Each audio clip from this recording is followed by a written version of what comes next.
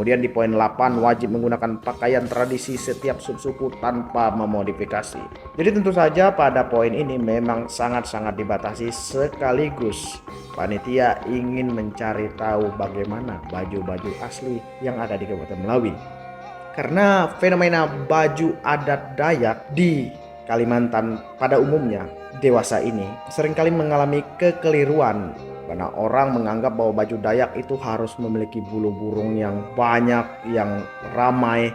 Sebenarnya hal ini kurang tepat karena tidak semua subsuku Dayak yang tergabung dalam rumpun-rumpun Dayak menggunakan busana yang memiliki ciri khas dengan bulu tinggang ataupun bulu harwe atau ruai. Dan yang bahkan secara visualnya baju-baju ini justru tidak seperti baju Dayak.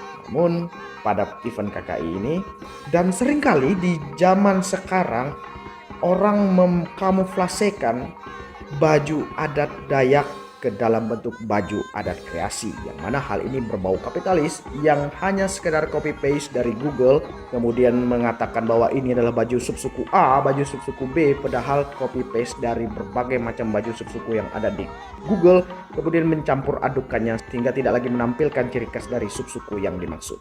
Pada momen event KKI ini, panitia benar-benar menseleksi ketat untuk baju adat dari masing-masing subsuku, sehingga seandainya pun dilakukan modifikasi di sana, modifikasi tersebut tidak berlebihan dan tetap mencantumkan aksesoris-aksesoris yang dipakai dalam bahasa daerah mereka sesuai dengan tema yang diangkat. Kemudian tentu saja bersambung dengan poin ke-8 tadi, poin ke-9 adalah wajib mencantumkan busana yang digunakan pada sinopsis. Tentu saja seperti aksesorisnya yang dipakai dalam bahasa daerah subsuku yang diangkat. Kemudian untuk poin ke-10, sape dibatasi, alat musik sape dibatasi dengan durasi hitungan paling lama 2x8 hitungan lambat. Sebenarnya pada poin ini benar-benar ingin dihapuskan oleh panitia. Namun karena kebanyakan dari sanggar mungkin masih cukup tergantung kepada sape, sehingga panitia memperbolehkan untuk menggunakan sape. Mengapa panitia hampir bisa dikatakan melarang penggunaan sape di event KKI ini? Karena sebenarnya di Kabupaten Melawi ini sendiri tidak mengenal alat musik sape. Karena sape khususnya di Kalimantan Barat mayoritas dikenal di kalangan rumpun Kayani, khususnya di suku Kayan Medalam yang ada di 3 desa di Kabupaten Kapuas Hulu. Untuk Dayak-Dayak khususnya di Kabupaten Melawi kebanyakan menggunakan musik petik sejenis kenyahpi. Untuk dalam bahasa Dohonya sebenarnya bentuk dari umumnya itu kecapi, yang di dalam masing-masing suku memiliki beda penyebutan. Misalnya pada suku Udanum Ngaju, rumpun Udanum Ngaju dalam bahasa Dohoy disebut kenyahpi, ada juga yang disebut dengan kucan, ada juga yang disebut dengan cakun. Begitu juga dengan suku-suku lain yang ada di Kabupaten Melawi. Kemudian ada alat musik ronde atau kadede, kemudian ada alat musik telale dan lain sebagainya. Tujuannya apa? Karena panitia ingin mengangkat alat musik asli Dayak selain sape, khususnya di Kabupaten Melawi. Karena sebenarnya alat musik dari suku Dayak ini sangat-sangat kaya, tidak hanya sape saja. Contohnya di daerah Kadazan ada alat musik Sundatang, kemudian ada juga alat musik lain yang banyak yang belum diangkat. Dan itulah tujuan panitia untuk poin ini mengangkat di Kabupaten Melawi alat musik yang merupakan alat musik asli dari subsuku Dayak yang ada di Kabupaten Melawi. Penilaian terdiri dari 60% kreasi dan 40% tradisional. Jadi meskipun ini adalah tarian kreasi Dayak, tetapi 40% konsep tradisional tetap ditanamkan dalam setiap gerakan. Tentu saja mereka bebas melakukan eksplorasi gerakan tari tradisional yang ada di setiap subsuku, khususnya di Kabupaten Melawi, yang kemudian dikreasikan dalam bentuk tarian modern dengan tetap memasukkan 40% unsur tradisional tersebut.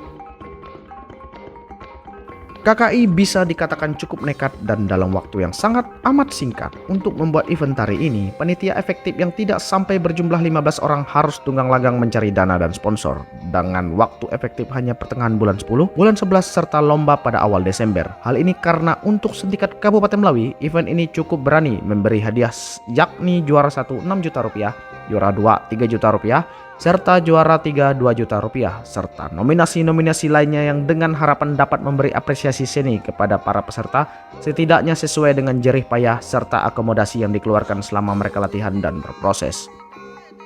Kemudian untuk proses pembuatan trailer yakni proses pengambilan trailer sendiri dilakukan langsung oleh tim panitia. Adapun yang menjadi modelnya secara langsung ialah Ketua Panitia KKI yakni Dosi Eke menggunakan salah satu dari baju adat asli, bukan kreasi, dari rumpun Dayak Udanum Ngaju yakni baju Sahpoy Tenikau. Dengan aksesoris asli Ngaju Udanum diantaranya Tosaki, Santagi, Lasung, Remiang, Sambon, Bahat, dan lain-lain. Untuk pemilihan tempat setelah melalui proses survei, maka dipilihlah Gedung Serbaguna Nangapino. Dan untuk pemilihan juri, panitia memang mendiskusikan untuk menseleksi juri secara ketat agar sesuai dengan jurnal teknis, diantaranya pemilihan 1 juri lokal, 1 juri Kabupaten Sintang, serta 1 juri dari Pontianak. Yang dipilih merupakan lulusan prodi seni yang sudah malang melintang di Belantika Karya Seni tingkat nasional, serta sangat idealis terhadap baju adat asli tiap rumpun dan suku-suku Dayak yang ada di Kalimantan Barat. Hal ini tentu saja sejalan dengan tekad panitia untuk kembali memperkenalkan baju-baju adat asli tiap subsuku Dayak, serta rumpun yang menaunginya.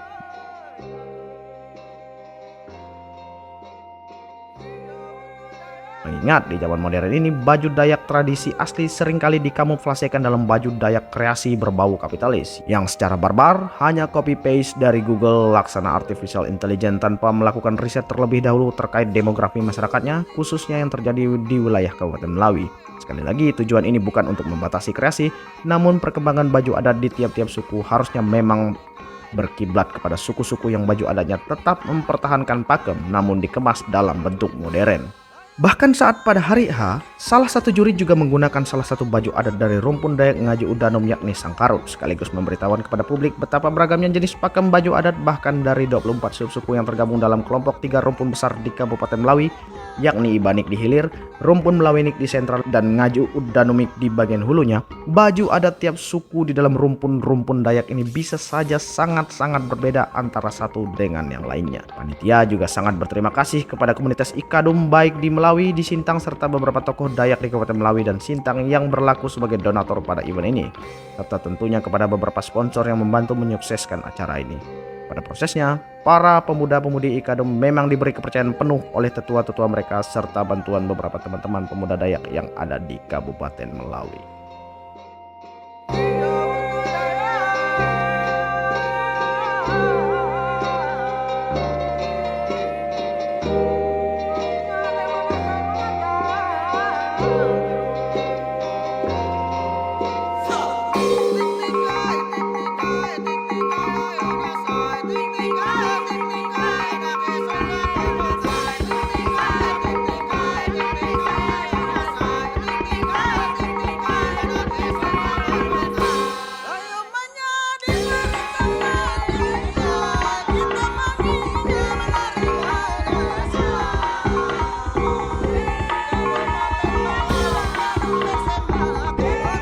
Demikianlah kisah singkat dari pembentukan kompetisi Kinyai Ikadum yang berlangsung pada 3 Desember tahun 2022.